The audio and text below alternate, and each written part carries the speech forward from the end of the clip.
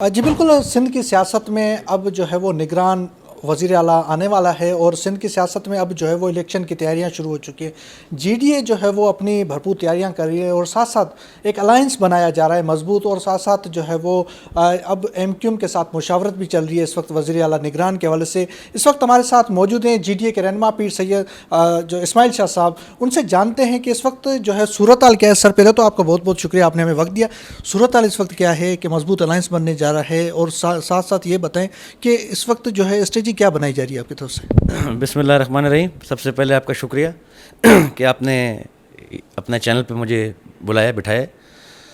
अभी जैसे सब असेंबली डिज़ोल्व हो रही हैं और कल तक मेरे ख्याल से शायद सिंध असेंबली डिज़ोल्व हो जाए, तो उस सिलसिले में एमक्यूएम के साथ आज मीटिंग थी और कुछ दिन पहले राशिद महमूद सुमरू से भी मुलाकात हुई। उन्होंने भी साथ हमारा देने का यकीन दिलाया और एमक्यूएम के साथ भी हमने कुछ नाम दिए हैं जो कि जैसे ही वफाकी हुकूमत अनाउंस करेगी सिंध हुकूमत में जो केयर टेकर चीफ मिनिस्टर और अपोजिशन लीडर जो होगा, वो 2 या 3 नाम उनकी तरफ से और हमारी तरफ से मिल के जाएंगे। तो अब देखते हैं कि हमारे नाम में से वो मंजूर करते हैं कि नहीं करते हैं, और अगर मिसाल तो देर लगेगी तो फिर ये आगे जाएगा स्पीकर साहब के पास।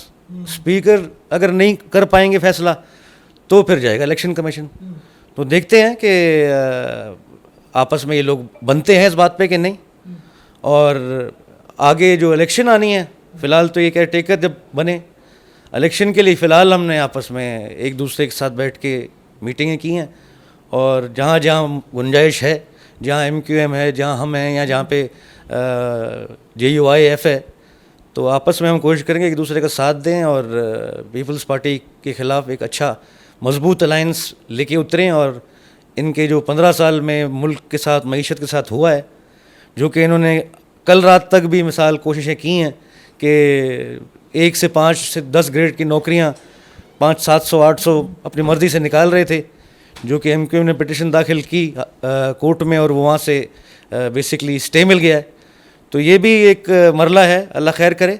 जब इलेक्शन का माहौल बनेगा तब जिस तरह पहले मुंह दिया है, आगे भी इंशाल्लाह हिम्मत से मुंह देंगे और इंशाल्लाह पाकिस्तान के और सिंध के मुस्तकबिल को बचाने की पूरी कोशिश करेंगे। अच्छा, एमक्यूएम से आपका अलायंस बनने जा रहा है। पिछले इलेक्शनों में हमेशा एमक्यूएम ने आपसे जो है वो आपके सामने उम्मीदवार ही खड़े कर दिए, पहले अलायंस बनता है। इसी तरीके से JUI के आपके उम्मीदवार सामने खड़े हो जाते हैं। PTI के भी इवन आपके साथ पिछली गवर्नमेंट में इत्तेहादी थे, उन्होंने भी अपने उम्मीदवार खड़े कर दिए थे, जिसका नुकसान जो है वो GDA को सबसे ज़्यादा मिला था। बिल्कुल सही है, बिल्कुल ऐसे ही हुआ था, इसमें कोई दो राय नहीं है।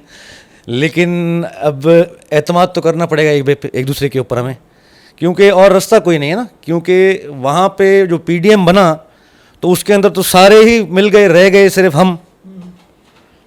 और अब जो ये आपस में PDM भी टूट रही है, तो इसका मतलब है कि इन्होंने वहाँ चल के देख लिया है और इनकी दाल नहीं गल रही वहाँ पे, या इनको भरोसा नहीं है, उन पर एतमाद नहीं है।